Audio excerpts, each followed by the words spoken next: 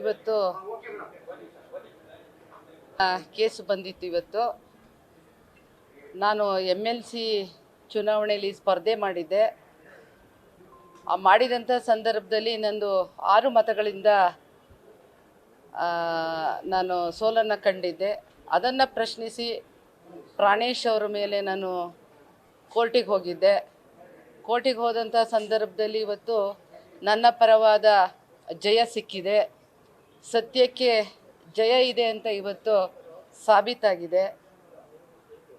ಇವತ್ತು ನನ್ನ ವಕೀಲರಾದ ನಿಶಾಂತ್ ಅವರು, ಕಾಂತರಾಜ್ ಅವರು, ರವಿವರ್ಮ ಕುಮಾರ್ ಅವರು, ರೋಹನ್ ಅವರು, ನನ್ನ ನಾಯಕರುಗಳಾದಂಥ ಮಾಜಿ ಮುಖ್ಯಮಂತ್ರಿಗಳಾದ ಸಿದ್ದರಾಮಯ್ಯನವರು, ಈಗಿನ ಮುಖ್ಯಮಂತ್ರಿಗಳಾಗಿರುವಂಥ DK ಶಿವಕುಮಾರ್ ಅವರು, ಹಾಗೆ KPCC ಅಧ್ಯಕ್ಷರಾಗಿರುವಂಥ ಹರಿಪ್ರಸಾದ್ ಅವರು, ಹಾಗೆ ನನ್ನ ಎಲ್ಲ ನೆಚ್ಚಿನ ನಾಯಕರುಗಳು ಸೋನಿಯಾ ಗಾಂಧಿಯವರು, ರಾಹುಲ್ ಗಾಂಧಿಯವರು ಇವತ್ತು ನನ್ನ ಫಲಿತಾಂಶವನ್ನು ನೋಡಿ ಅವರಿಗೆ ಇವತ್ತು ಖುಷಿಯಾಗಿದೆ. ನನ್ನ ಪಕ್ಷದಲ್ಲಿರುವಂಥವ್ರಿಗೆಲ್ಲರಿಗೂ, ನಮ್ಮ ಕಾರ್ಯಕರ್ತರಿಗೂ ಸಹ ಬಹಳ ಖುಷಿಯಾಗಿದೆ.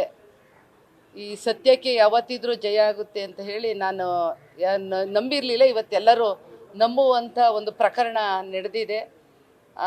ನಿಮ್ಮೆಲ್ಲರಿಗೂ ನನ್ನ ಧನ್ಯವಾದಗಳು.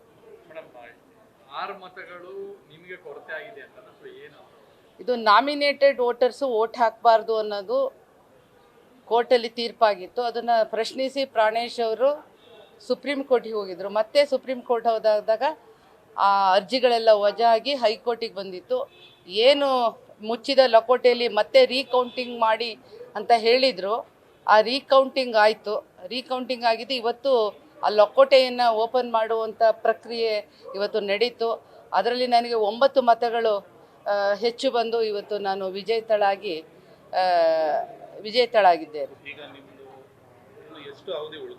ಇನ್ನು 1.5 ವರ್ಷ ಅವಧಿ ಇದೆ. 1.5 ವರ್ಷ ತಗೋಬೇಕು. ಹೌದು, ಡೈರೆಕ್ಷನ್ ಕೋರ್ಟು ಸಭಾಪತಿಗಳಿಗೆ ಡೈರೆಕ್ಷನ್ ಕೊಟ್ಟಿದೆ. ಇಲ್ಲ, ಈಗ ನಾನು ನಮ್ಮ ಮುಖ್ಯಮಂತ್ರಿಗಳನ್ನ ಮೀಟ್ ಮಾಡೋಕ್ಕೆ ಅಂತ ಬಂದೆ. ಮೀಟ್ ಮಾಡಿ ಅವ್ರ ಹತ್ರ ಮಾತಾಡಿ ನಂತರ ಅದನ್ನು ಹೇಳ್ತೀನಿ. ಇಲ್ಲ, ಜಸ್ಟ್ ಈಗ ಬಂದಿದ್ದು 4 o'clock.